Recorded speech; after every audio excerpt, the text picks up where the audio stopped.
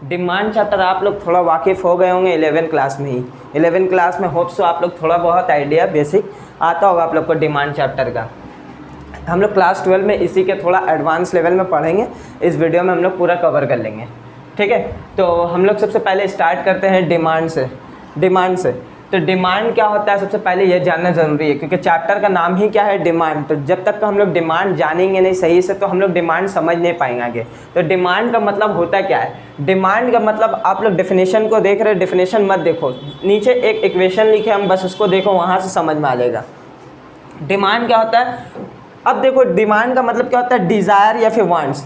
Sir desire और demand एक ही चीज़ होता है? जी नहीं, डिज़ायर और वांट्स एक चीज़ होता है, डिज़ायर और वांट्स एक चीज़ होता है, लेकिन डिमांड जो है वो डिफरेंट होता है, ठीक है। डिमांड थोड़ा बड़ा कंसेप्ट है, डिज़ायर और वांट्स एक छोटा कंसेप्ट है। मतलब डिमांड में पहुंचने के लिए हम लोग को पहले क्या चाहिए, डिज़ायर चाहिए, ठीक है। जैसे कि एग्जांपल ले लो कि हमको आज BMW गाड़ी लेना है, हमें आज क्या लेना है, BMW गाड़ी लेना है। तो सिर्फ हम लोग सोच करके रखे ना भी हम लोग को BMW गाड़ी लेना है, क्या अभी पॉसिबल है ले सकते हैं हम लोग? नहीं ले सकते। तो अभी तक का वो क्या है हम लोग का डिज़ायर है या फिर वांट्स है, डिमांड नहीं कहलाएगा। डिमांड कहलाने के लिए सबसे पहले आप जो चीज़ को सोच करके रखे उसका डिज़ायर होना चाहिए, साथ में खरीदने का क्या होना चाहिए, क्षमता होना चाहिए आपके पास, पॉकेट में पैसा होना चाहिए, मतलब परचेजिंग पावर होना चाहिए। सर अब हम लोग के पास डिज़ायर है, क्या है, BMW गाड़ी लेना है, मान लो हम लोग के पास पैसा भी है लेकिन तब भी डिमांड नहीं होगा, मतलब परचेजिंग पावर रहने के बाद भी हम लोग का क्या होगा, डिमांड नहीं कहलाएगा। साथ में हम लोग को और क्या चाहिए, विलिंगनेस टू स्पेंड चाहिए। जैसे कि मिसाल के तौर पे हमको BMW गाड़ी का शौक है, पॉकेट में पैसा भी है, लेकिन हम खर्च करने से पहले सोच रहे, थोड़ा कंजूस किस्म के इंसान हैं हम सोच रहे कि क्यों गाड़ी वगैरह ले, इतना पैसा खर्च होगा, ऑटो से आना जाना कर ले रहे, तो क्या वो डिमांड होगा? नहीं होगा, क्योंकि वो तब तक का क्या कहलाएगा, डिज़ायर ही कहला सकता है, डिमांड नहीं। तो साथ में तुमको खरीदने का क्या होना चाहिए, इच्छा भी होना चाहिए, आप पैसा खर्च करने के लिए रेडी है। साथ में आप ये भी रेडी है कि हम लोग का डिज़ायर भी है, परचेजिंग पावर भी है, विलिंगनेस भी है तुम्हारा कि खर्च करने के लिए तुम रेडी भी हो, लेकिन जो कमोडिटी तुमको BMW का जो मॉडल चाहिए वो गाड़ी अवेलेबल नहीं है मार्केट पे, वो आएगा 10 साल बाद। तो क्या तुम डिमांड कर पाओगे? नहीं कर पाओगे। मान लो तुम इंडिया में रह रहे हो, टेस्ला का गाड़ी चाहिए, टेस्ला का गाड़ी अवेलेबल है इंडिया पे? नहीं अवेलेबल है। तो सर्टेन टाइम पे, सर्टेन प्लेस पे और सर्टेन प्राइस पे वो कमोडिटी क्या होना चाहिए, अवेलेबल होना चाहिए। ये चारों चीज़ मिल करके आपका क्या कहलाएगा, डिमांड कहलाएगा। तो यही चीज़ का डेफिनेशन हम देखो ऊपर लिखे कि अ कमोडिटी इज डिमांड। हम लोग कोई भी कमोडिटी को डिमांड क्यों करते हैं, जब तक उसके अंदर एबिलिटी ना हो सेटिस्फाई वांट्स करने का, हम लोग का चाहत को फुलफिल करने का जब तक उसके अंदर एबिलिटी नहीं होगा हम लोग वो चीज़ डिमांड नहीं करेंगे। हम ये लोग मिसाल के तौर पे कोई भी ऐसा कमोडिटी है जो हम लोग डिमांड कर लेते हैं जिसका ज़रूरत नहीं होता, नहीं, हम लोग वही चीज़ का डिमांड करते हैं जिसका हम लोग को क्या होता है, ज़रूरत पड़ता है। आगे पढ़ो, wanting a commodity is not the same thing as demanding. मतलब वांट और डिमांड क्या है, दो डिफरेंट चीज़ें जो हम लोग नीचे में पढ़ चुके हैं। डिमांड का मतलब क्या होता है, डिज़ायर होना चाहिए, बैक्ड बाय परचेजिंग पावर होना चाहिए, विलिंगनेस टू स्पेंड होना चाहिए और अवेलेबल होना चाहिए वो product at a certain time पे, सर्टेन प्लेस पे, सर्टेन प्राइस पे, तभी हम लोग इसको क्या कहलाएगा, डिमांड कहलाएगा या फिर इफेक्टिव डिमांड कहलाएगा, ठीक है। नेक्स्ट टॉपिक हम लोग आ रहे हैं क्या, डिटर्मिनेंट्स ऑफ डिमांड, और इसको क्या नाम बोलेंगे, फैक्टर अफेक्टिंग डिमांड। मतलब ऐसा क्या क्या फैक्टर है जो डिमांड को आपका क्या कर सकता है, चेंज कर सकता है। कोई भी कमोडिटी का डिमांड को बढ़ा भी सकता है, घटा भी सकता है। कौन सा फैक्टर है, ये सारा फैक्टर है, और भी बहुत सारा फैक्टर हो सकता है, लेकिन हम लोग का सिलेबस में जितना दिया हुआ है ये इनफ है, ठीक है। क्या है सबसे पहला point, price of the commodity. देखो ये कोई रास्ता का मतलब एक लेमैन को भी पता है, जिसको कभी इकोनॉमिक्स में पढ़ा नहीं हो या फिर स्कूल का ग्रेड भी नहीं देखा हो, उससे भी जा करके आप लोग पूछोगे कि सर अगर कोई कमोडिटी का डिमांड कोई कमोडिटी का अगर प्राइस बढ़ा जा रहा है, महंगा हो जा रहा है, तो आप क्या करिएगा, तो वो खुद बोलेगा कि उस कमोडिटी का डिमांड को क्या कर देना होगा, हम लोग को कम कर देना होगा, कम खरीदना होगा। तो यही चीज़ है कि प्राइस ऑफ द कमोडिटी एक बहुत बड़ा फैक्टर है एक कमोडिटी का डिमांड को चेंज करने के लिए। मान लो कोई कमोडिटी का अगर प्राइस बढ़ जा रहा है तो उसका डिमांड क्या हो जाएगा सर, घट जाएगा। उल्टा भी हो सकता है, प्राइस अगर उसका घट गया तो डिमांड क्या हो जाएगा, बढ़ जाएगा। तो यहाँ पे डिमांड चेंज हो रहा है ना, बढ़ रहा घट रहा, किसके वजह से, प्राइस की वजह से। तो प्राइस ऑफ द कमोडिटी एक फैक्टर है क्या करने का, डिमांड को चेंज करने का। दूसरा पॉइंट क्या है, price of related goods. Related goods जैसे कि एग्जांपल लो, रिलेटेड गुड्स क्या हो सकता है, टी कॉफ़ी ले लो, क्या है, टी एंड कॉफ़ी, ये दोनों क्या एक दूसरे से रिलेटेड गुड्स है, दोनों एक दूसरे का राइवल गुड्स है, है ना। तो देखो टी का अगर प्राइस बढ़ जाने की वजह से, एग्जाम्पल हम यहाँ पे लिख रहे हैं कि टी और कॉफ़ी है, ठीक है, ये रहा टी का प्राइस, ये रहा टी का डिमांड, ये कॉफ़ी का प्राइस, कॉफ़ी का डिमांड, ठीक है। ये हम लोग का एक हम टेबल बना रहे। टी का प्राइस मान लो तुम्हारा 3 रुपया था, उस टाइम में हम लोग टी का डिमांड कर रहे थे 10 यूनिट, ठीक है। और इसी टाइम में एट द सेम टाइम में कॉफ़ी का प्राइस था 5 रुपया और इंसान डिमांड कर रहा था कितना, 7 यूनिट, ठीक। अब टी का जो है ना प्राइस जो है बढ़ गया, 5 रुपया हो गया, डिमांड ऑटोमेटिक टी का क्या हो जाएगा भाई, कम हो जाएगा। अब लोग देखेंगे कि भाई 5 रुपया में हम चाय पियेंगे, उससे अच्छा हम लोग क्या करेंगे, 5 रुपया में कॉफ़ी पियेंगे। कॉफ़ी का प्राइस कुछ नहीं बढ़ा, सेम रहा, लेकिन इसके वजह से क्या हो गया, इसका डिमांड बढ़ गया। मतलब सर प्राइस ऑफ टी के बढ़ने के वजह से, प्राइस ऑफ टी के बढ़ने के वजह से डिमांड में क्या हुआ, कॉफ़ी का डिमांड ऑफ कॉफ़ी क्या हो गया, बढ़ गया। तो रिलेटेड गुड्स का प्राइस भी एक बहुत बड़ा फैक्टर करता है डिमांड को चेंज करने के लिए। देखो कॉफ़ी का डिमांड कैसे चेंज हुआ, रिलेटेड गुड जो इसका टी था उसका प्राइस में चेंज होने के वजह से डिमांड कॉफ़ी का क्या हो गया, बढ़ गया। तो दूसरा पॉइंट हम लोग का क्लियर हुआ, ठीक है। थर्ड पॉइंट पे आते हैं हम लोग। थर्ड पॉइंट क्या है, इनकम ऑफ द कंज्यूमर। क्या है sir, income of the consumer. तुम ही सोचो आज तुम कमा रहा है या फिर अर्न कर रहा है 10,000 यूनिट, 10,000 पैसा, मतलब 10,000 रुपीज़ तुम कमा रहा मंथली। तो तुम अपने हिसाब से ज़रूरत का सामान डिमांड करता होगा। कल तुम लोग अगर कुछ तरक्की कर लिया, ज़्यादा कमाने लगा, 50,000 तुम्हारा इनकम बढ़ गया, तो इनकम बढ़ेगा, तुम क्या डिमांड सेम करोगे, नहीं। बहुत सा कमोडिटी तुम लोग आज डिमांड नहीं कर पा रहे क्योंकि तुम लोग के पास रिसोर्सेज नहीं है, पैसा नहीं है। लेकिन कल को अगर आपके पास पैसा आ गया तो इंसान क्या करता है, डिमांड भी बढ़ा देता है। मतलब इनकम इन कंज्यूमर का बढ़ने की वजह से। अच्छा, इकोनॉमिक्स में इनकम को हम लोग शो करते हैं वाई से। इनकम कंज्यूमर का बढ़ जाने की वजह से डिमांड ऑफ द कमोडिटी क्या हो जाता है, डिमांड ऑफ द कमोडिटी बढ़ जाता है, ठीक है। तो इनकम एक बहुत बड़ा फैक्टर है कि नहीं डिमांड में चेंजेस लाने के लिए। इनकम अगर घट जाएगा तुम्हारा, तुम डिमांड कम कर दोगे, इनकम बढ़ जाएगा तो डिमांड क्या कर दोगे, बढ़ा दोगे, ठीक है। फोर्थ पॉइंट पे आते हैं हम लोग, taste and preference of the consumer. Taste and preference of the consumer भी एक बहुत बड़ा फैक्टर है कमोडिटी का डिमांड को बढ़ाने घटाने के लिए। मिसाल के तौर पे एक कंज्यूमर है जिसको सिर्फ आईफोन ही खरीदना था, वो हमेशा आईफोन खरीदता था, जितना भी दाम रहे वो आईफोन लेता था। लेकिन उसका टेस्ट चेंज होकर के कुछ दिन में मतलब जो है वो शिफ्ट हो गया तुम्हारा मोटरोला में या सैमसंग में, वो क्या हो गया, शिफ्ट हो गया। तो उसका टेस्ट चेंज होने की वजह से, प्रेफरेंस चेंज होने की वजह से आईफोन का डिमांड में कम हो गया और सैमसंग का डिमांड बढ़ गया। तो टेस्ट एंड प्रेफरेंस भी एक फैक्टर है जो कि डिमांड क्या करता है, चेंज कर देता है। फिफ्थ पॉइंट क्या है, expected change in future price. Expected change in future price एक फैक्टर है तुम्हारा क्या, डिमांड को चेंज करने का। जैसे कि नियर फ्यूचर में तुमको लग रहा है कि कल कोई चीज़ का कमोडिटी का प्राइस बहुत ज़्यादा बढ़ने वाला है, तो तुम क्या करते हो, आज ही जा करके वो सामान को क्या करते हैं हम लोग, स्टॉक कर लेते हैं, खरीद लेते हैं, सेम प्राइस पे ज़्यादा डिमांड करते हैं ना। तो यहाँ पे डिमांड क्या हो गया, ज़्यादा चेंज हो गया ना, मतलब तुम ज़्यादा डिमांड कर लिए सेम प्राइस पे, तो ये भी एक फैक्टर है डिमांड चेंज करने का। सिक्स पॉइंट क्या, पॉपुलेशन। पॉपुलेशन अगर हम लोग का कंट्री का बढ़ेगा या कोई जगह का पॉपुलेशन बढ़ जाएगा तो वहाँ पे डिमांड भी ऑटोमेटिक ज़्यादा हो जाएगा। और पॉपुलेशन अगर घट गया किसी रीज़न के वजह से तो वहाँ डिमांड भी क्या हो जाएगा, कम हो जाएगा। लास्ट पॉइंट क्या है, डेमोन्स्ट्रेशन इफेक्ट। डेमोन्स्ट्रेशन इफेक्ट क्या होता है, मान लो कुछ कमोडिटी हम लोग समाज में खरीद के लाते हैं घर पे, हम लोग का देखा देखी नेबर बगल का घर वगैरह वाला लोग क्या करता है, सेम चीज़ कमोडिटी हम लोग का देखा देखी जा करके डिमांड कर लेता है कि नहीं। मान लो तुम एक जीन्स लाया है, देख करके सेम तुम्हारा दोस्त को भी अच्छा लगा, वो भी बोला कहाँ से लिया, जा करके वो भी डिमांड कर लिया। तो देखा देखी के वजह से भी एक डिमांड में हम लोग का क्या हो जाता है, चेंजेस हो जाता है। ये भी एक फैक्टर है जो कि क्या करता है, डिमांड को चेंज कर देता है। तो पीछे हम लोग पढ़ करके क्या गए, फैक्टर अफेक्टिंग डिमांड या क्या क्या डिटर्मिनेंट्स था जो डिमांड को क्या कर सकता था, चेंज कर सकता था। अब हम लोग आगे आएंगे, डिमांड फंक्शन पढ़ेंगे। डिमांड फंक्शन क्या होता है, functional relationship between demand for a commodity and a factor affecting it. मतलब जो एक कमोडिटी का डिमांड में क्या क्या फैक्टर जो उसको अफेक्ट कर सकता है, उसी को एक फंक्शन में मतलब इक्वेशन वाइज हम लोग लिख दिए, वो क्या कहलाता है, डिमांड फंक्शन कहलाता है। जैसे हम लोग 10 में भी इक्वेशन पढ़े थे ना, डिमांड एक्स कमोडिटी का अगर है वो क्या क्या फंक्शन के ऊपर डिपेंड करता है। वो देखो ये डिपेंडेंट वेरिएबल है, ये सब क्या है, इंडिपेंडेंट वेरिएबल है। डिमांड कैसे चेंज हो सकता है, किसके वजह से, प्राइस ऑफ द कमोडिटी की वजह से। मतलब एक्स कमोडिटी का अगर आपका डिमांड चेंज होगा किसके वजह से, प्राइस ऑफ एक्स के वजह से, प्राइस ऑफ रिलेटेड गुड्स के वजह से। इनकम ऑफ द कंज्यूमर के वजह से, taste and preference of the consumer के वजह से, और भी बहुत सारा पॉइंट हम लोग जो पीछे कवर किए, डॉट डॉट डॉट एटसेट्रा। ठीक है, डिमांड शेड्यूल, ये सब डेफिनेशन इसलिए लिखाया जा रहा है क्योंकि 2 मार्क्स में आप लोग के एसक्यू में ये क्वेश्चन आ सकता है कि व्हाट इज डिमांड फंक्शन या फिर डिमांड शेड्यूल।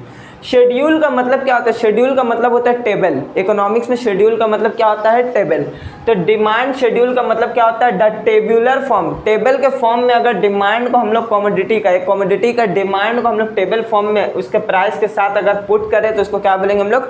डिमांड शेड्यूल बोलेंगे। जैसे कि एग्जांपल ले लीजिए, आपका एक कमोडिटी है, मान लो तुम शर्ट ले लो, ठीक है, और उसका डिमांड ले लो,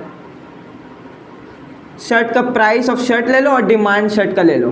तुम्हारा 100 रुपया था अगर शर्ट का दाम, तो तुम डिमांड कर रहा था 5 यूनिट, प्राइस इसका बढ़ेगा 150 होगा तो डिमांड ऑटोमेटिक क्या हो जाएगा? कम हो जाएगा।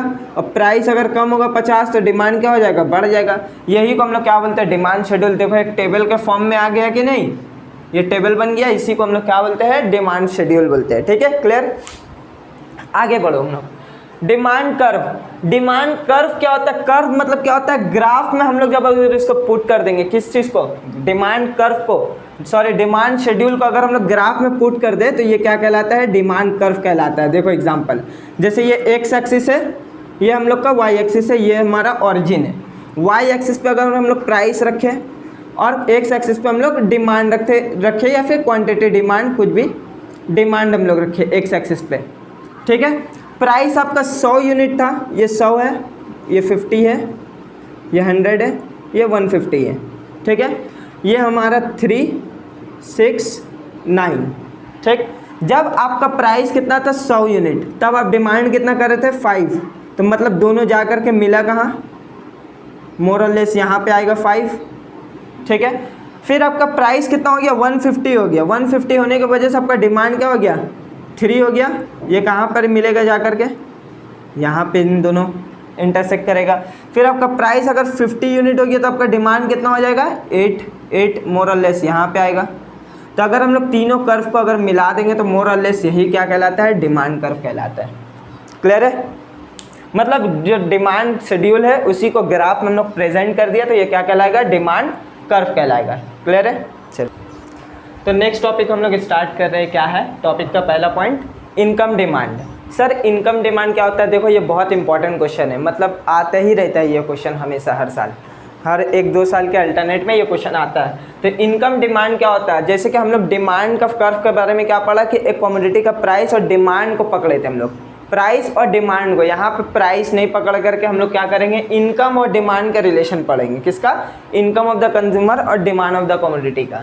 देखो क्या बोला, it indicate the relationship between income of the consumer and the quantity demand for a commodity. इसको क्या बोलेंगे हम लोग? इनकम डिमांड बोलेंगे। और इनकम डिमांड का स्लोप जो होता है वो क्या होता है? पॉजिटिव स्लोप होता है। मतलब यहाँ पर कौन सा रिलेशन होता है? डायरेक्ट। बताए हम अभी कि एक इंसान का, कंज्यूमर का अगर इनकम बढ़ जाता है तो वो क्या करता है? डिमांड बढ़ा देता है, और इनकम घटता है तो डिमांड भी क्या कर देता है? वो घटा देता है। मतलब इनकम और डिमांड दोनों एक ही डायरेक्शन में एक साथ मूव हो रहा है ना। इनकम अगर घट रहा तो डिमांड भी देखो घट रहा। मतलब ये कौन सा रिलेशन हुआ? डायरेक्ट रिलेशन हुआ है। अगर डायरेक्ट रिलेशनशिप इकोनॉमिक्स में होता है तो स्लोप कहाँ जाता है? पॉजिटिव स्लोप जाता है। ठीक है, इसका इक्वेशन क्या होता है? डिमांड ऑफ एक्स कमोडिटी किसके डिपेंड कर रहा है? Factor function Y C, Y मतलब इनकम ऑफ द कंज्यूमर से। ठीक है, अब इनकम डिमांड को ना हम लोग 2 कमोडिटी के भाग में हम लोग पढ़ करके समझेंगे। ठीक है, एक नॉर्मल गुड्स होता है, एक इन्फीरियर गुड्स होता है। नॉर्मल गुड्स होता है जो जनरली हम लोग यूज़ करते हैं, नॉर्मल जो रोज़मर्रा की ज़िंदगी में हम लोग जो यूज़ करते हैं वो क्या हुआ? नॉर्मल गुड्स हुआ। ठीक है, तो नॉर्मल गुड्स का डेफिनेशन पढ़ो। नॉर्मल गुड्स ऐसा गुड्स है जिसका डिमांड इंक्रीज हो जाएगा। डिमांड बढ़ेगा कब? जब तुम्हारा इनकम भी क्या होगा? इंक्रीज होगा। ठीक है, इनकम बढ़ने के साथ साथ डिमांड होगा। जैसे कि तुम नॉर्मली 40 रुपया केजी का, मतलब मान लो चावल खाता है। ठीक है, तो चावल का बहुत सारा क्वालिटी होता है। 5 रुपये केजी वाला भी होता है, 2 रुपये केजी वाला जो राशन शॉप में मिलता है हम लोग का, वो सस्ता रहता है। ठीक है, तो वो गुड्स को क्या कहते हैं? 2 रुपये वाला किलो वाला चावल को क्या बोलते हैं हम लोग? इन्फीरियर गुड्स बोलते हैं। और नॉर्मली जो हम लोग रोज़मर्रा का ज़िंदगी में खाते हैं उसको क्या बोलते हैं हम लोग? नॉर्मल गुड्स बोलते हैं। क्लियर है? तो नॉर्मल गुड्स का नेचर क्या होता है कि जब आपका इनकम बढ़ता है तो आप डिमांड भी ज़्यादा करने लगते हो, वो क्या कहलाता है? नॉर्मल गुड्स कहलाता है। क्लियर है? मतलब यहाँ पर कौन सा रिलेशन होगा सर, डायरेक्ट रिलेशनशिप होगा, ठीक है। और इसका स्लोप क्या होगा, पॉजिटिव स्लोप होगा। जब डायरेक्ट रिलेशन होता है तो स्लोप क्या होता है, पॉजिटिव होता है। कर्व से हम लोग समझेंगे, कर्व से देखो एक्स एक्सिस रहा ये वाई एक्सिस, ये ओरिजिन। वाई एक्सिस में हम लोग इस बार प्राइस की जगह में क्या रखे, इनकम रखे, और यहाँ पे हम लोग क्या कर दिया, क्वांटिटी डिमांड को रख दिए, ठीक है।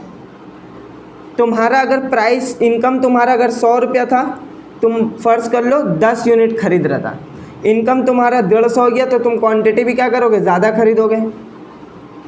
इनकम कम हो जाएगा तो क्वांटिटी भी क्या कर लोगे, तुम कम करोगे। तो यहाँ पे रिलेशन कौन सा हुआ, डायरेक्ट। दोनों डिमांड और तुम्हारा इनकम एक डायरेक्शन पे मूव कर रहा था, दोनों घट रहा था, एक साथ घट रहा, और बढ़ रहा था, दोनों एक साथ बढ़ रहा, इसलिए इसका स्लोप क्या होगा, पॉजिटिव तरफ में अपवर्ड कर्व जाएगा। क्लियर है। अब हम लोग आए इसके उल्टा, इन्फीरियर गुड्स में। इन्फीरियर गुड्स को क्या बोलते हैं हम लोग, सस्ता गुड्स बोलते हैं, जो चीप क्वालिटी का गुड्स होता है। कौन सा क्वालिटी का, चीप क्वालिटी का। जैसे कि तुम्हारा 2 रुपये kg वाला चावल, वो सब नॉर्मली, वो सब क्या हुआ, इन्फीरियर गुड्स हुआ। अब इन्फीरियर गुड्स कौन यूज़ करता है, जिसका इनकम कम होगा वही यूज़ करेगा ना। 2 रुपये kg वाला चावल इंसान कौन खाता है, जिसका इनकम कम होता है, ठीक है। तो इन्फीरियर गुड्स का खूबी क्या है कि जब तुम्हारा इनकम बढ़ जाएगा, मान लो फर्ज कर लो लॉकडाउन के सिचुएशन में आदमी सबका माशरा में क्या हो गया था, इनकम का बहुत किल्लत हो गया था, तो मजबूरी में आदमी क्या किया था, उस टाइम में डिमांड कम कर दिया था और इन्फीरियर गुड्स की तरफ आदमी खा रहा था, चावल वगैरह। लेकिन अगर जैसे ही इनकम इंसान का बढ़ जाएगा, फ़र्ज़ कर लो तुम अभी गरीब हो, ठीक है, या तुम्हारा उतना इनकम नहीं है, तो तुम क्या करोगे, मतलब मजबूरी में इन्फीरियर गुड्स से डिमांड करोगे। लेकिन जैसे तुम लोग पढ़ लिख करके, मतलब मेरा दुआ है बन जाओ भाई, IAS वगैरह बन गया तुम लोग, तो इनकम तुम लोग का क्या हो जाएगा, बढ़ेगा इनकम। इनकम जैसे ही बढ़ेगा, तुम क्या 2 रुपये kg वाला चावल खाओगे, नहीं। इंसान डिमांड करता है, अच्छा गाड़ी में घूरता है, अच्छा फ़ोन चलाता है। मतलब इन्फीरियर गुड्स का ये क्या होगा कि तुम्हारा डिमांड जो है डिक्रीज़ हो जाएगा। कब, जब तुम्हारा इनकम बढ़ेगा। इनकम बढ़ेगा, तुम क्यों खाओगे, तुम शिफ्ट नहीं हो जाओगे नॉर्मल गुड्स के तरफ। जैसे ही तुम्हारा इनकम अच्छा हो जाएगा, तुम इन्फीरियर गुड्स छोड़ करके तुम कहाँ चले जाओगे, नॉर्मल गुड्स में।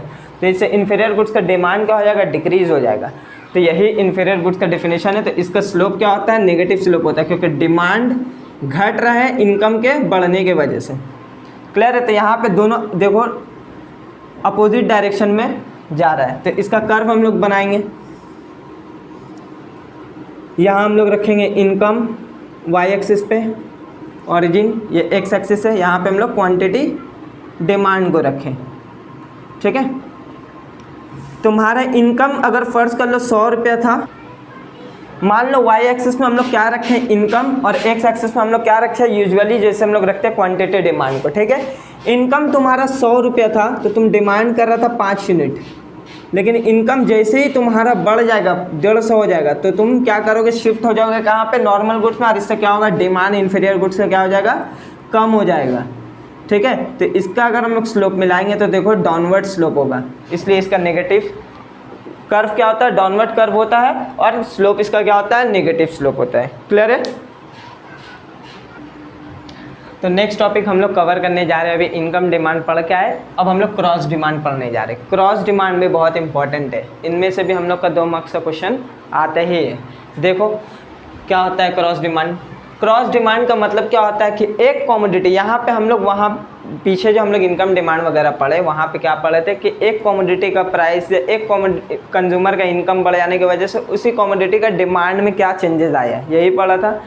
क्रॉस डिमांड में हम लोग का नाम ही क्या है, क्रॉस, मतलब यहाँ पर एक साथ 2 कमोडिटी को हम लोग एक साथ लेकर के चलेंगे। कितना कमोडिटी को, 2 कमोडिटी को। देखो क्या बोलता है क्रॉस डिमांड, यही बोलता है ना कि एक कमोडिटी का प्राइस का बढ़ने की वजह से दूसरा कमोडिटी में डिमांड में चेंजेस हो जाता है। मिसाल के तौर पे तुम्हारा अगर चाय पीने का आदत है, चाय का दाम बहुत ज़्यादा बढ़ गया अगर तुम्हारा, ठीक है, तो तुम क्या करोगे, नॉर्मली एक इंसान क्या करता है, शिफ्ट हो जाता है दूसरा कमोडिटी में, डिमांड में चला जाएगा, है ना। या फिर मान लो तुम एक पर्टिकुलर ब्रांड का फ़ोन वगैरह यूज़ करता है, लेकिन उसका डिमांड मतलब प्राइस बहुत ज़्यादा बढ़ गया, तो तुम क्या करोगे, दूसरा कंपनी का फ़ोन यूज़ करोगे। तो यही क्या हुआ, क्रॉस डिमांड कहलाता है कि एक कमोडिटी का प्राइस चेंज होने की वजह से दूसरा कमोडिटी का डिमांड में क्या चेंजेस हो जाता है, उसी को क्या बोलते हैं हम लोग, क्रॉस डिमांड बोलते हैं। देखो it refers to the situation where the change in price of one commodity, price एक कमोडिटी का चेंज हुआ, result change in demand of other commodity, other commodity का डिमांड में चेंजेस हो जाने को ही क्या बोलते हैं हम लोग, क्रॉस डिमांड बोलते हैं। क्लियर है। अब क्रॉस डिमांड को भी हम लोग दो कमोडिटी के हिस्से में हम लोग भाग कर करके पढ़ेंगे। एक होता है क्या, सब्स्टिट्यूट गुड्स, और दूसरा क्या होता है हम लोग का कॉम्प्लीमेंट्री गुड्स। सब्स्टिट्यूट गुड्स को राइवल गुड्स भी बोलते हैं या कॉम्पिटिटिव गुड्स भी बोलते हैं। सब्स्टिट्यूट गुड्स मतलब क्या होता है कि वो कमोडिटी अगर नहीं मिला हमको, मान लो फर्ज कर लो, तो हम लोग दूसरा कमोडिटी में इजीली शिफ्ट हो जाएंगे। ठीक है। एग्जाम्पल है टी, कॉफ़ी, और भी बहुत सारे एग्जाम्पल्स वगैरह हम लोग ले सकते हैं तुम्हारा सब्स्टिट्यूट गुड्स में। जेंडर, शेयर इट, दोनों क्या है, एक दूसरा का सब्स्टिट्यूट है, तो ये सब क्या हुआ, सब्स्टिट्यूट गुड्स हुआ। सब्स्टिट्यूट गुड्स क्या होता है, those goods which can be use in place of other, ऐसा गुड जिसके बदले में हम लोग दूसरा यूज़ कर सकते हैं। इसमें इकोनॉमिक्स में क्या सर, ये तो डेफिनेशन में सिर्फ सब्स्टिट्यूट का मतलब समझाया, ये तो मतलब इजीली नॉर्मल इंग्लिश लैंग्वेज हो गया कि सब्स्टिट्यूट गुड्स का मतलब क्या होता है, ऐसा गुड जो किसी के दूसरे के बदले में यूज़ हो जाए। लेकिन इकोनॉमिक्स में इसका क्या खूबी है वो पढ़ लेते हैं हम लोग। If the price of one commodity, एक कमोडिटी का प्राइस बढ़ने के वजह से, एक कमोडिटी का प्राइस बढ़ेगा, क्या होगा, एक कमोडिटी का प्राइस बढ़ेगा, इसके वजह से दूसरा commodity, the demand of other commodity भी क्या हो जाएगा, बढ़ जाएगा। मतलब क्या हुआ सर, एक कमोडिटी का अगर प्राइस बढ़ रहा है तो उसका राइवल में जो दूसरा गुड्स बेच रहा है या फिर सब बगल में कोई सेल कर रहा है, उसका डिमांड में चेंजेस हो जाएगा। मिसाल के तौर पे तुम एग्जांपल लो कि एक ही जगह में मतलब दो तुम्हारा समोसा का दुकान है, ठीक है। अब एक समोसा वाला बेच रहा है 3 रुपया करके, दूसरा समोसा वाला भी बेच रहा था एक समोसा 3 रुपया करके, ठीक है। लेकिन एक समोसा वाला जो दुकान था वो बेचने लगा 3 रुपया की जगह अपना प्राइस बढ़ा करके 5 रुपया कर दिया, ठीक है।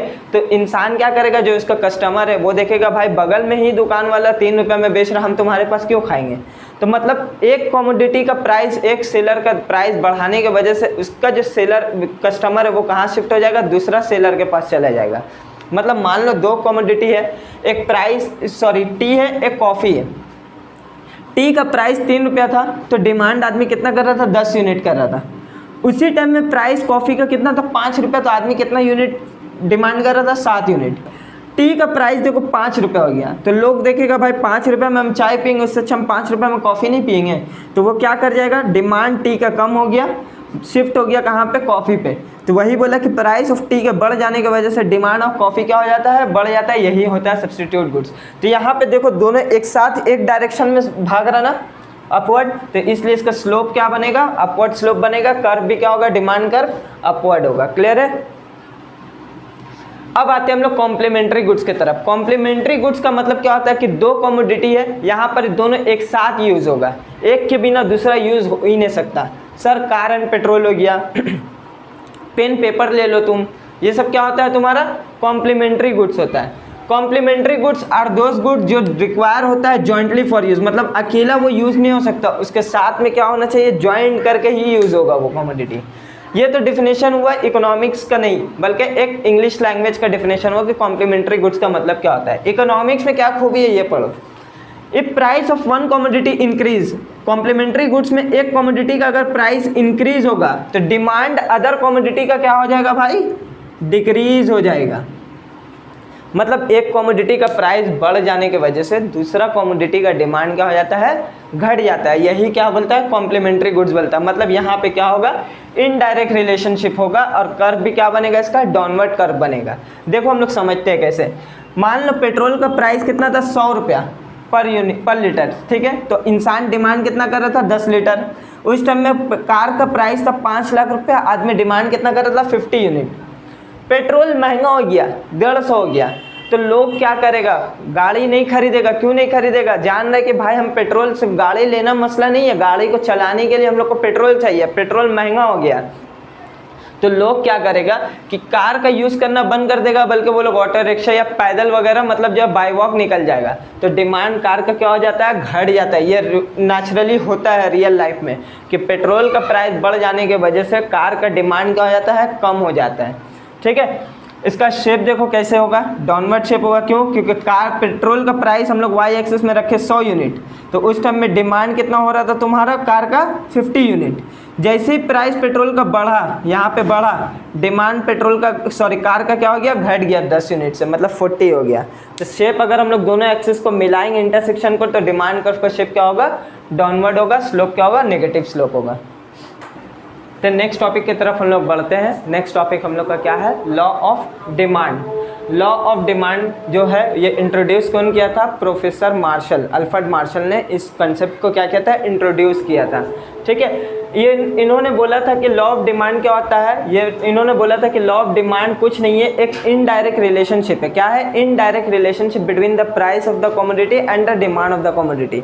मतलब क्या बोला सर, कि प्राइस अगर एक कमोडिटी का बढ़ेगा तो डिमांड उस कमोडिटी का क्या होगा, घट जाएगा, या फिर अगर प्राइस उस कमोडिटी का घटेगा तो डिमांड उसका क्या हो जाएगा, बढ़ जाएगा। यही बोला है। वाइल अदर थिंग्स, इसके बिना आपका डेफिनेशन क्या है, अधूरा है। While other things remains constant, बहुत से स्टूडेंट इसको डालने भूल जाता है। वो लोग सिर्फ क्या लिख देता है कि it means the indirect relationship between the price and demand of the commodity, लेकिन आपको ये भी लिखना होगा कि while other things remains constant. जैसे कि हम लोग डिटर्मिनेंट्स ऑफ डिमांड स्टार्टिंग में पढ़े, बहुत सारा पॉइंट है, price of the commodity, price of related goods, income of the consumer. वहाँ पे सिर्फ पहला पॉइंट जो प्राइस ऑफ द कमोडिटी, उसको छोड़ के बाकी जितना भी पॉइंट है, price of related goods, income of the consumer, taste and preference of the consumer, सब क्या होगा, कांस्टेंट रहेगा। मतलब उसमें कोई चेंजेस नहीं आएगा। अगर उसमें चेंजेस आ गया तो प्राइस के चेंज नहीं भी होने की वजह से डिमांड में चेंज हो जाता है। इसलिए अल्फ्रेड मार्शल क्या किया है, अदर थिंग्स को क्या बोला, कांस्टेंट बोला। मतलब इन्होंने बोला कि एक कमोडिटी का डिमांड में चेंजेस आएगा सिर्फ और सिर्फ उसका प्राइस की वजह से। अदर थिंग्स को इन्होंने क्या कर दिया, कांस्टेंट मान लिया। ठीक है, आओ समझते हैं कि प्राइस अगर एक कमोडिटी 1 से 10 अगर उसका प्राइस है 10 रुपया, तो हम लोग डिमांड कर रहे हैं 100 यूनिट। जैसे उसका प्राइस बढ़ा 15, ऑब्वियस सा चीज़ है, सभी को पता है कि उसका डिमांड क्या हो जाएगा, कम हो जाएगा।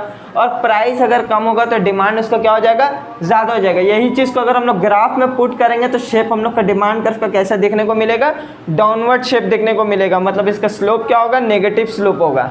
ठीक है, अब देखो, no change in price of related goods, यही अजम्पशन जो while other things remain constant बोले ना अल्फ्रेड मार्शल, उसी को हम लोग अजम्पशन मान लिया लॉ ऑफ डिमांड का, कि प्राइस ऑफ रिलेटेड गुड्स में कोई भी चेंजेस नहीं होगा, इनकम ऑफ द कंज्यूमर का कोई भी चेंजेस नहीं होगा। क्योंकि देखो प्राइस ऑफ रिलेटेड गुड्स का अगर चेंज होने की वजह से, जैसे हम लोग टी और कॉफ़ी का एग्जांपल लिए थे ना पीछे, तो टी का अगर तुम्हारा प्राइस बढ़ जाने की वजह से कॉफ़ी का डिमांड क्या हो गया था, बढ़ गया था। तो लॉ अल्फ्रेड मार्शल बोला कि कॉफ़ी का डिमांड जो बढ़ा, वो कॉफ़ी का डिमांड बढ़ने का वजह सिर्फ और सिर्फ उसका प्राइस होना चाहिए। मतलब कॉफ़ी का प्राइस घटने की वजह से कॉफ़ी का डिमांड बढ़ना चाहिए, लेकिन वहाँ पे क्या हुआ था, टी का प्राइस बढ़ जाने की वजह से कॉफ़ी का डिमांड हुआ था। तो ऐसा नहीं होना चाहिए, इसलिए लॉ ऑफ डिमांड में अजम्पशन मान लिया अल्फ्रेड मार्शल कि ये सब चीज़ क्या रहेगा, कांस्टेंट रहेगा। उसी तरह हम लोग पढ़े थे कि एक इनकम ऑफ द कंज्यूमर बढ़ जाने की वजह से डिमांड भी क्या हो जाता है, बढ़ जाता है। मतलब यहाँ डिमांड बढ़ा है किसके वजह से, इनकम की वजह से, ना कि उसका प्राइस घटने की वजह से। तो प्राइस घटने की वजह से जब डिमांड बढ़ेगा तभी हम लोग लॉ ऑफ डिमांड में कंसिडर करेंगे, अदरवाइज वो लॉ ऑफ डिमांड फॉलो नहीं होगा। तो इसलिए ये सब होता है। तो अल्फ्रेड मार्शल क्या किया, अदर थिंग्स को क्या कर लिया, कॉन्स्टेंट मान लिया गया है। ठीक है, अब हम लोग नेक्स्ट टॉपिक में जा रहे हैं, exception of law of demand. Exception ये भी तुम लोग 11 में पढ़ा है, exception of law of demand. Law of demand यहाँ पर एक्सेप्शन का मतलब क्या होता है कि इस जगह में लॉ ऑफ डिमांड फेल हो जाता है इम्प्लीमेंट होने के मतलब लॉ ऑफ डिमांड क्या बोलता है, प्राइस बढ़ेगा तो डिमांड क्या होगा, घटेगा, और प्राइस अगर घटेगा तो डिमांड क्या होगा, बढ़ेगा। यही लॉ ऑफ डिमांड बोलता है, while other things remains constant, यही बोलता है ना लॉ ऑफ डिमांड। लेकिन ये सब जगह में क्या होगा तुम्हारा कि प्राइस बढ़ेगा साथ में डिमांड भी बढ़ जाएगा। मतलब यहाँ पर डायरेक्ट रिलेशन होगा, ये जितना पॉइंट है।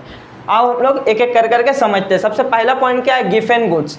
गिफेन गुड्स को ना तुम्हारा ये सर रॉबर्ट गिफेन ने इंट्रोड्यूस किया था आयरलैंड का स्टडी में। उन्होंने देखा था आयरलैंड का इंसान लोग ज़्यादातर मतलब जो है इनकम उन लोग का लो स्टैंडर्ड का, मतलब गरीब तबका का लोग ज़्यादा वहाँ पर ही था। और वहाँ का इंसान लोग अपना गुजर बसर करने के लिए, मतलब डेली बेसिस नेसेसिटीज़ को ये करने के लिए, फुलफ़िल करने के लिए दो ही कमोडिटी का सहारा लेता था। एक तुम्हारा पोटैटो, दूसरा क्या करता था, उन लोग मीट यूज़ करता था। तो पोटैटो के बनिस्बत मीट जो है वो सुपीरियर गुड्स है, मतलब हाई क्वालिटी का है। अब चूंकि वहाँ का इंसान लोग का इनकम कम था तो वो लोग ज़्यादातर किस में गुजर बसर करता था, मतलब अपना बेसिक नेसेसिटी फुलफिल किससे करता था, पोटैटो से करता था। ठीक है, अब पोटैटो का दाम अगर 13 रुपया था मान लो, और मीट का दाम 400 रुपीज़ था। ठीक है, मीट का डिमांड हो रहा था मान लो 5 यूनिट, अब पोटैटो का डिमांड हो रहा था तुम्हारा, रुक जाओ, पोटैटो मीट, ये प्राइस है पोटैटो का, ये प्राइस, डिमांड, पोटैटो का दाम कितना था 13 रुपीज़, और डिमांड कितना है पोटैटो का 25 यूनिट। अब मीट का प्राइस कितना 400 यूनिट, डिमांड कितना है 5। अब चूंकि आयरलैंड का लोग क्या था, गरीब तबका का था, तो वो लोग कहाँ जाएगा, ज़्यादातर डिमांड क्या करता था, पोटैटो के मुकाबले में मीट क्या हो गया, सुपीरियर गुड्स हो गया था।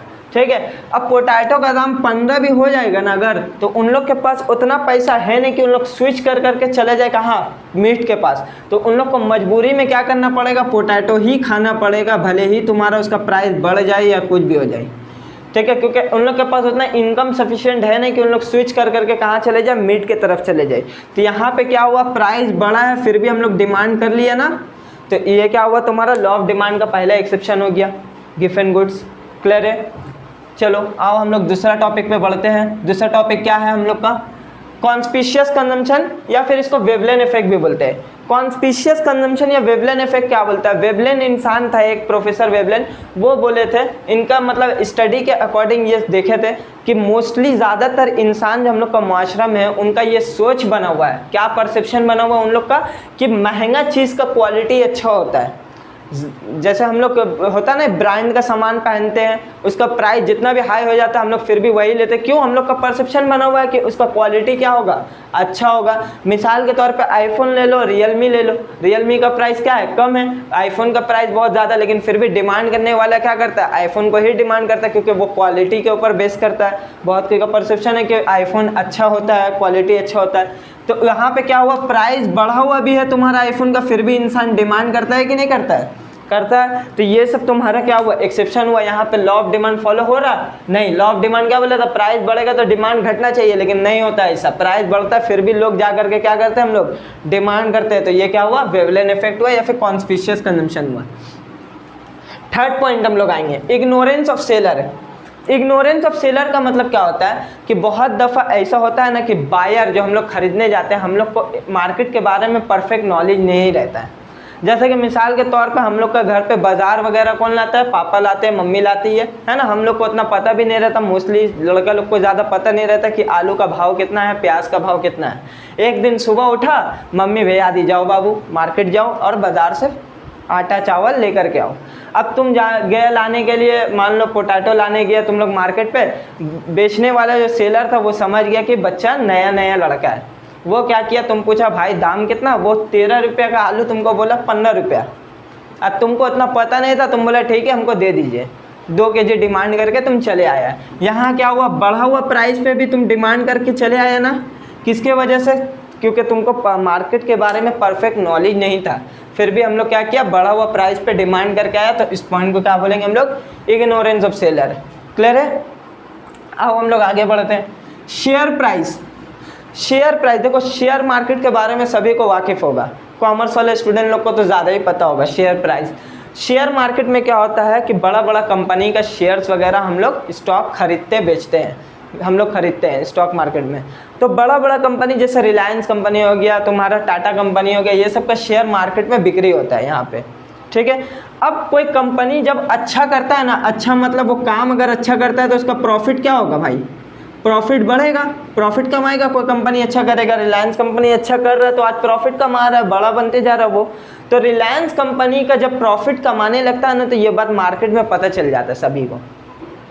अब हम खरीदने वाला है शेयर, तो हम देखेंगे यार इसका प्रॉफिट कमा रहा है रिलायंस कंपनी, इस साल मान लो अगर 100 करोड़ रुपया का ये लोग प्रॉफिट कमाया, हम देखेंगे कि अगला साल इन लोग और अच्छा करेगा। अगला साल ऐसा होता है ना कि एक स्टूडेंट अच्छा मार्क्स लाता है तो वो कंसेक्यूटिव अच्छा लाने का कोशिश करता है, वैसे ही कंपनी वगैरह भी क्या करता है, आज 100 करोड़ कमाया तो उसका टारगेट नेक्स्ट साल उससे ज़्यादा रहता है। तो ये चीज़ बायर लोग को पता है कि आज वो 100 करोड़ कमाया, कल हो सकता है ये ज़्यादा कमाए, 150 कमाएगा या फिर 200 कमाएगा। तो इंसान क्या करता है, हम जैसा इंसान, हम लोग क्या करते हैं, रिलायंस कंपनी का शेयर खरीदने मांगते हैं, मतलब उसका डिमांड मार्केट में क्या हो जाता है, बढ़ जाता है। कब? डिमांड मार्केट में बढ़ जाता है कब? जब कंपनी अच्छा करता है, प्रॉफिट कमाने लगता है। अब डिमांड बढ़ जाता है तो रिलायंस कंपनी को भी मतलब जो ये बात पता चल जाता है कि हम अच्छा कमा रहे हैं, तो इसका प्राइस भी क्या हो जाता है, मार्केट में बढ़ जाता है। प्राइस भी बढ़ जाता है, डिमांड भी बढ़ जाता है। शेयर मार्केट में ऐसा होता है। कोई कंपनी अगर लॉस मेकिंग है, लॉस में जा रहा है, तो उसका कोई डिमांड करेगा नहीं, कोई खरीदने वाला रहेगा नहीं। कौन खरीदेगा? जो भी खरीदेगा उसका पैसा डूब जाएगा, तो उसका प्राइस भी ऑटोमेटिक क्या हो जाता है, गिर जाता है। तो मतलब शेयर मार्केट में कौन सा रिलेशन होता है? डायरेक्ट रिलेशन होता है बिटवीन प्राइस और डिमांड में। तो ये भी लॉ ऑफ डिमांड का एक क्या है, एक्सेप्शन है। आगे चलो, फिफ्थ पॉइंट क्या हम लोग का, इमरजेंसी सिचुएशन या एक्स्ट्राऑर्डिनरी सिचुएशन। जैसे मान लो मुल्क में दंगा हो गया, फसाद हो गया, वार हो गया, रैट हो गया, ऐसा अल्लाह ना करे मतलब कभी हो, या फिर तुम्हारा नेचुरल कैलेमिटीज़ आ गया, जैसे कि तुम्हारा फ्लड आ गया, सुनामी आ गया, तो उस टाइम में क्या होता है, सामान का दाम बहुत ज़्यादा बढ़ जाता है। क्यों? क्योंकि शॉर्टेज हो जाता है सप्लाई का, हर चीज़ बंद हो जाता है, सप्लाई का शॉर्टेज हो जाता है। उस टाइम में क्या होता है, डिमांड बहुत ज़्यादा बढ़ जाता है लोगों का। और इस टाइम में क्या होता है, कोई भी कमोडिटी का प्राइस आसमान में चला जाता है। मतलब बढ़ा हुआ प्राइस पे भी इंसान खरीदने के लिए रेडी रहता है, क्योंकि बहुत ज़्यादा शॉर्टेज हो जाता है सामान का। तो ये भी वन ऑफ द एक्सेप्शन है लॉ ऑफ डिमांड का। आगे, फ्यूचर चेंज इन प्राइस। मिसाल के तौर पे आज आलू का दाम 10 रुपये केजी है। ये बात तुमको कहीं से पता चल जाए कि कल जो है आलू का दाम बढ़ करके 70 रुपये हो जाएगा, तो हम लोग क्या करते हैं, आज ही जा करके 10 रुपये केजी में प्राइस में ही हम लोग क्या करते हैं, 5-10 केजी स्टॉक कर लेते हैं ना खरीद करके, कि आने वाले टाइम तक का हम लोग को क्या हो, ईजिली सर्वाइव हो जाए, उतना महंगा लेना नहीं पड़े। तो होता है ना। तो यहाँ पर क्या हुआ, आज 10 रुपये केजी, आज ही तुम जा करके डिमांड बढ़ा दिया ना। होना क्या चाहिए था, लॉ ऑफ डिमांड बोलता है डिमांड बढ़ना चाहिए कब, जब प्राइस घटना चाहिए। लेकिन तुम प्राइस घटा है नहीं, प्राइस सेम रहा, तुम जा करके डिमांड ज़्यादा कर लिया। क्यों ज़्यादा किया? क्योंकि तुमको डर है कि फ्यूचर में इसका प्राइस क्या हो जाएगा, बहुत ज़्यादा हाई हो जाएगा। तो ये भी क्या है, one of the exception of law of demand है। लास्ट क्या है, हैबिचुअल गुड्स। हैबिचुअल गुड्स मतलब ऐसा गुड जिसके इंसान को क्या हो, नशा हो, मतलब उस चीज़ को, वो कमोडिटी को डिमांड करेगा एनी हाउ सिचुएशन में। जैसे कि तुम्हारा अल्कोहल वगैरह हो गया, वो सब में क्या होता है, तुम प्राइस जितना भी बढ़ा दो अल्कोहल को, पीने वाला जो रहता है वो चीज़ का, जिसको लत लगा हुआ रहेगा, वो लेगा ही लेगा वो कमोडिटी को। मतलब बढ़ा हुआ प्राइस पे भी क्या करेगा, वो डिमांड करेगा। ये भी क्या होगा, one of the exception of law of demand हो गया। नेक्स्ट टॉपिक पे हम लोग आ रहे हैं कि why demand curve slope downward. हम लोग पढ़ के आए ना अभी कि डिमांड कर्व का स्लोप क्या होता है, डाउनवर्ड होता है। लेकिन क्यों होता है, ये वजह, इन सब वजह की वजह से। पहला क्या, law of diminishing marginal utility. ये आप लोग 11 में पढ़े थे। ये law of diminishing marginal utility, इसको भी कंसेप्ट कौन दिया था, सर अल्फ्रेड मार्शल ने दिया था।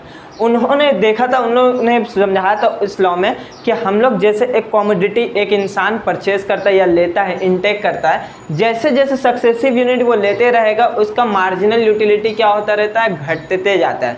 मिसाल के तौर पे तुम बहुत प्यासा हो, पानी का बहुत प्यास लगा हुआ तुमको, तुम पहला गिलास ऑफ वाटर लोगे तो कितना सेटिस्फैक्शन मिलेगा तुमको, बहुत ज़्यादा अच्छा लगेगा ना, मतलब तुम्हारा यूटिलिटी बहुत ज़्यादा अच्छा होगा। लेकिन जैसे ही दूसरा गिलास पियोगे, पहला यूनिट जो तुम लिया था उसके मुकाबले में कम हो जाएगा कि नहीं यूटिलिटी, फिर तीसरा लोगे और कम होगा, चौथा लोगे, कम होते होते होते होते एक टाइम में क्या हो जाएगा, माइनस में चला जाएगा तुम्हारा यूटिलिटी। तो यही law of diminishing marginal utility में तुम्हारा अल्फ्रेड मार्शल ने कंसेप्ट दिया था कि एक पर्सन जैसे सक्सेसिव यूनिट कमोडिटी लेते रहता है तो उसका मार्जिनल यूटिलिटी क्या होता है, गिरते रहता है।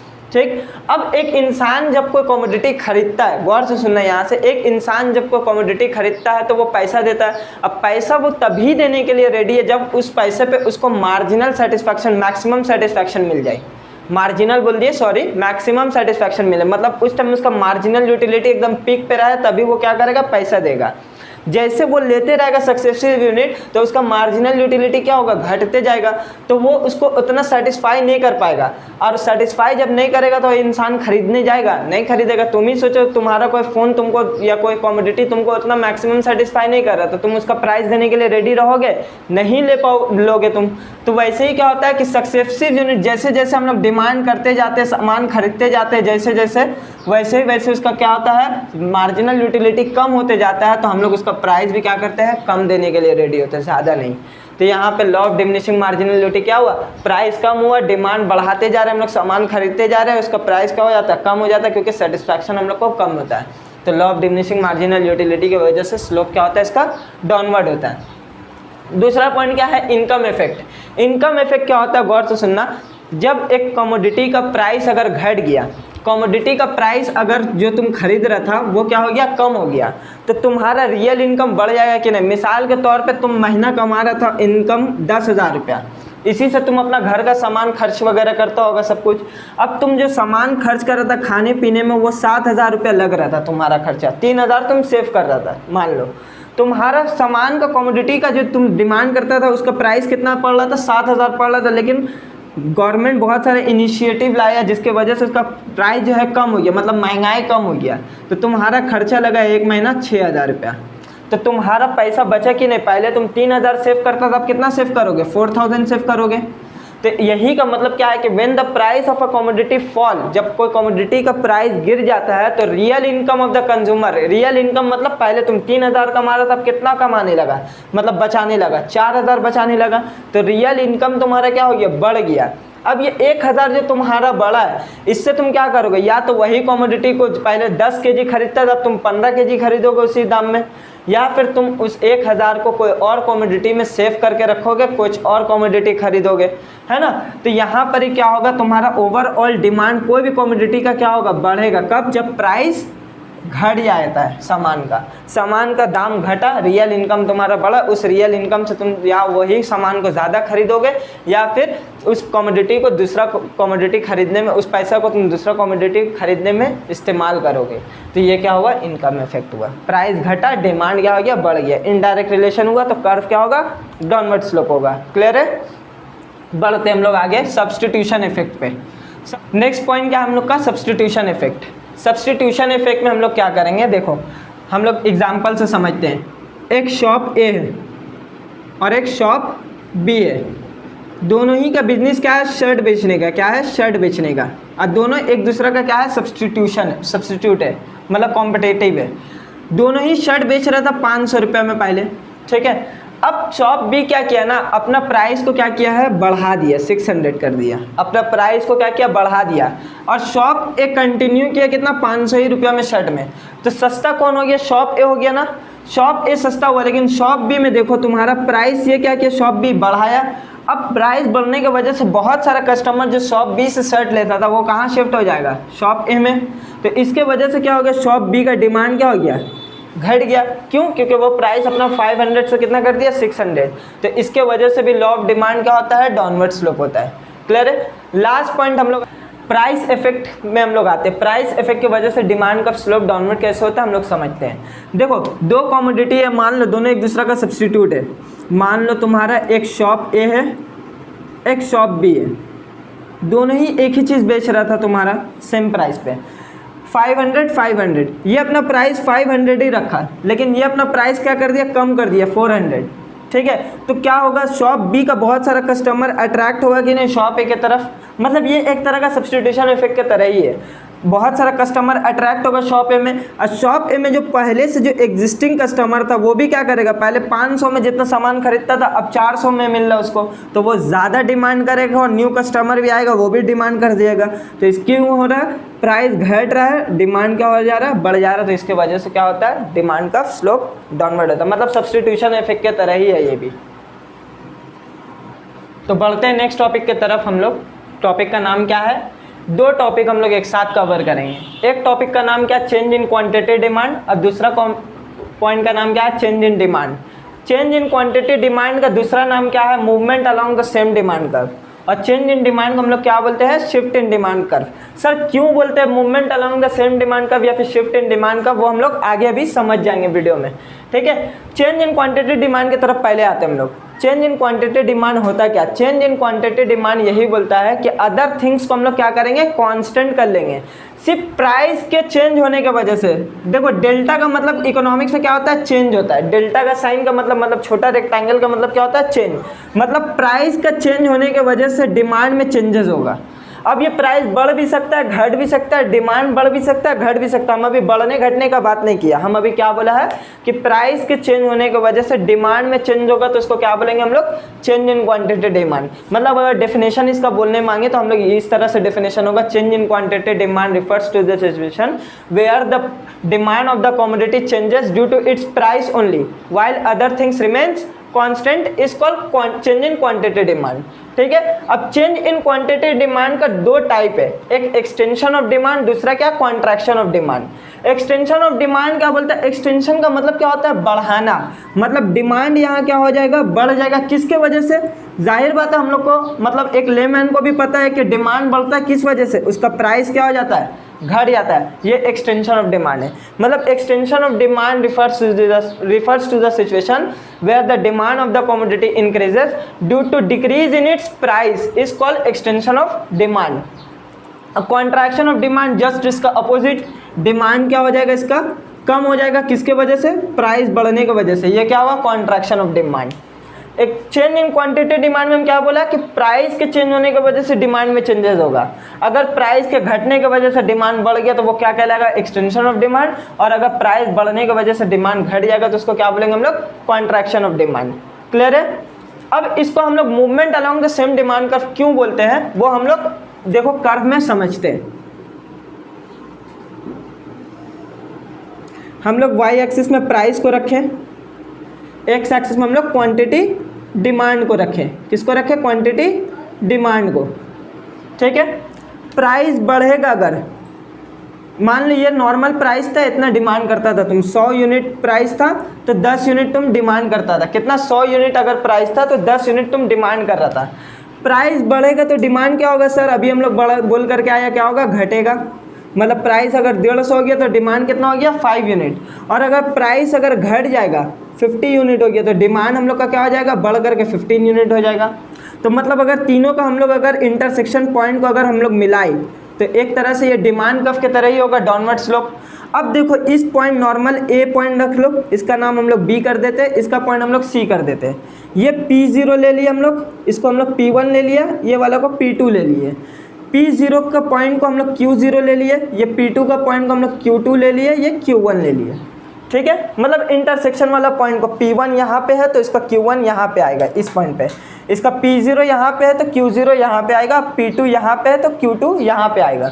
अब देखो ए पॉइंट से बी पॉइंट की तरफ जब हम लोग शिफ्ट कर रहे हैं, ए पॉइंट से बी पॉइंट की तरफ हम लोग जब शिफ्ट कर रहे हैं तो क्वांटिटी डिमांड Q0 से कहाँ हो जा रहा है, Q1 की तरफ जा रहा है कि नहीं, मतलब कम हो रहा है, लेफ्ट हैंड साइड आ रहा है।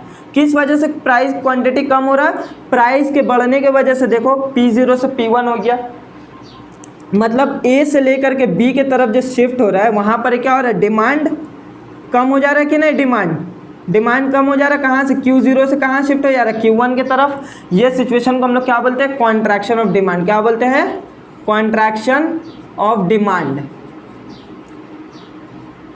कहाँ से, ए से लेकर के बी के तरफ जो मूवमेंट है उस पॉइंट को हम लोग क्या बोलते हैं, कॉन्ट्रैक्शन ऑफ डिमांड। उसी तरह ए से सी के तरफ ध्यान दो, ए से सी के तरफ जो पॉइंट Q0 था, क्वांटिटी डिमांड ए पॉइंट में कितना था, Q0, और सी पॉइंट में कितना है, Q2 है। मतलब बढ़ जा रहा है कि नहीं quantity demand, right ward side जा रहा है। किसके वजह से, प्राइस के गिर जाने की वजह से। मतलब P0 से कहाँ आ गया, P2। मतलब इस पॉइंट को हम लोग क्या बोलते हैं, एक्सटेंशन ऑफ डिमांड। अब सर इसको movement along the same demand curve क्यों बोलते हैं, देखो यहाँ पर एक ही डिमांड कर्व के अंदर मूवमेंट हो रहा, पॉइंट ए से बी की तरफ, बी से सी की तरफ, इसलिए इसका नाम क्या बोलते हैं, movement along the same demand curve. Clear है। अब आगे चलते हैं हम लोग चेंज इन डिमांड की तरफ, जिसको हम लोग क्या बोलते हैं, शिफ्ट इन डिमांड कर्व भी बोलते हैं।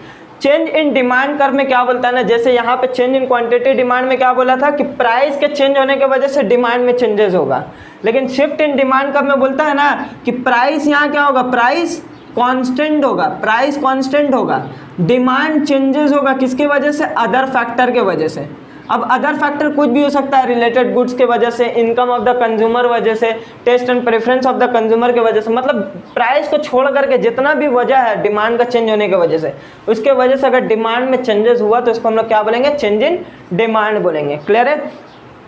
मतलब यहाँ पे प्राइस क्या होगा, कांस्टेंट होगा। जैसे यहाँ पे अदर फैक्टर क्या था, कांस्टेंट था, यहाँ प्राइस क्या होगा, कांस्टेंट होगा, और डिमांड चेंजेस होगा किसके वजह से, अदर फैक्टर से। तो उसको क्या बोलेंगे अभी हम लोग, चेंज इन डिमांड। ध्यान दे यहाँ पे हम डिमांड चेंज बोल रहे, बढ़ने घटने का हम अभी नाम भी नहीं लिया। डिमांड चेंज होगा किसके वजह से, अदर फैक्टर के वजह से। Price remains constant. अब इसका भी दो पॉइंट होता है, दो भाग में हम लोग डिवाइड करेंगे, एक इंक्रीज इन डिमांड, एक decrease in demand. Increase in demand का मतलब क्या होगा, यहाँ पर डिमांड बढ़ेगा किसके वजह से, अदर फैक्टर का चेंज होने की वजह से। अदर फैक्टर का चेंज होने की वजह से डिमांड क्या होगा, बढ़ जाएगा, वाइल प्राइस क्या होगा यहाँ पर ही कांस्टेंट होगा सर, तब क्या बोलेंगे हम लोग इंक्रीज इन डिमांड। और डिक्रीज इन डिमांड जैसे इसका अपोजिट, डिमांड घटेगा किसके वजह से, अदर फैक्टर का चेंज होने की वजह से, अदर फैक्टर का चेंज होने की वजह से, इस साइन को क्या बोलते हैं हम लोग चेंज, अदर फैक्टर का चेंज होने की वजह से, वाइल प्राइस क्या रहेगा यहाँ पर ही कांस्टेंट। अब सर इसको शिफ्ट इन डिमांड कर्व क्यों बोलते हैं, आइए कर्व में समझाते हैं। ये हम लोग का रहा price, Y axis 0, X axis में हम लोग डिमांड रखें, चेंज इन डिमांड। अब इस पॉइंट में चेंज इन डिमांड में हम लोग क्या बोला, प्राइस क्या रहेगा कांस्टेंट, तो कांस्टेंट रहता है कब, जब इसका शेप क्या हो जाता है, हॉरिजॉन्टल शेप होता है या फिर parallel to O X axis होता है। प्राइस देखो चेंज है। अब डिमांड हम लोग प्राइस इतना था, मान लो 100 रुपये प्राइस था, तुम्हारा घर में 4 इंसान है, तुम, तुम्हारा मम्मी पापा और एक भाई, तुम लोग डिमांड कर रहा था चिकन का, मान लो 2 kg चिकन यूज़ कर रहा था, तुम लोग 4 आदमी खाने में यूज़ कर रहा था, ठीक है, मान लो 10 यूनिट, इतना तुम डिमांड कर रहा था, तो प्राइस और डिमांड जहाँ मीट करता है वहीं पर ही डिमांड कब बनता है, ये मीट कर रहे हैं यहाँ पे, तो डिमांड कब बना, इसको हम लोग D0 नाम दे दिया, ये P0 है, इसको हम लोग Q0 नाम दे दिया, ठीक है। अब तुम्हारा मान लो फर्ज कर लो तुम्हारा घर में मेहमान आ गया, तो तुम 2 kg तो चिकन खाओगे नहीं ना, उन लोग के लिए तुम चिकन को क्या करोगे, क्वांटिटी को बढ़ाओगे। अब प्राइस चूँकि सेम है, तुम मार्केट पे गया, 2 kg पहले यूज़ करता था, अब कितना किया, 10 यूनिट की जगह में 15 यूनिट करके आया, क्योंकि मेहमान को भी खिलाना है भाई। तो यहाँ पे इंटरसेक्ट करेगा जहाँ, वहाँ पे डिमांड कब न्यू बन जाएगा, D1, ठीक है। अब मान लो तुम्हारा 3-4 इंसान था घर पे, लेकिन तुम और तुम्हारा भाई मान लो होटल पे खा करके आया, बाहर से खा करके आया, तो तुम लोग डिमांड क्या करोगे, चिकन का सेम करोगे नहीं ना, कम करोगे डिमांड, तो डिमांड कम करोगे तो डिमांड कम होगा, यहाँ पे आएगा, तो एक नया कर्व बनेगा, इसको क्या बोलेंगे D2। सेम प्राइस पे हम लोग अलग अलग क्वांटिटी डिमांड करें, मतलब मेहमान आया तो हम लोग डिमांड क्या करेंगे, ज़्यादा करेंगे, 15 यूनिट करेंगे, और बाहर से खा करके आया तो 5 यूनिट करेंगे, प्राइस क्या है सेम है। तो यहाँ पे देखो 3 डिमांड का बना। अगर हम लोग मूव कर रहे हैं पॉइंट, इसको हम लोग नाम दे दिया A, ये वाला का पॉइंट दे दिया B, और ये पॉइंट को दे दिया C, तो A से B के तरफ जो मूवमेंट हो रहा है उसको हम लोग क्या बोलेंगे, इंक्रीज इन डिमांड, और A से लेकर के C के तरफ जो मूवमेंट हो रहा है उसको हम लोग क्या नाम देंगे, डिक्रीज इन डिमांड। क्लियर है। तो अगर डेफिनेशन हम लोग बोलेंगे what is change in demand, change in demand is nothing but the price remains constant if the demand of the commodity changes due to other factor is called change in demand. और अगर increase in demand का definition पूछा तो क्या बोलोगे, increase in demand refers to the situation where the demand of the commodity increases due to its changes in other factor while price remains constant is called increase in demand.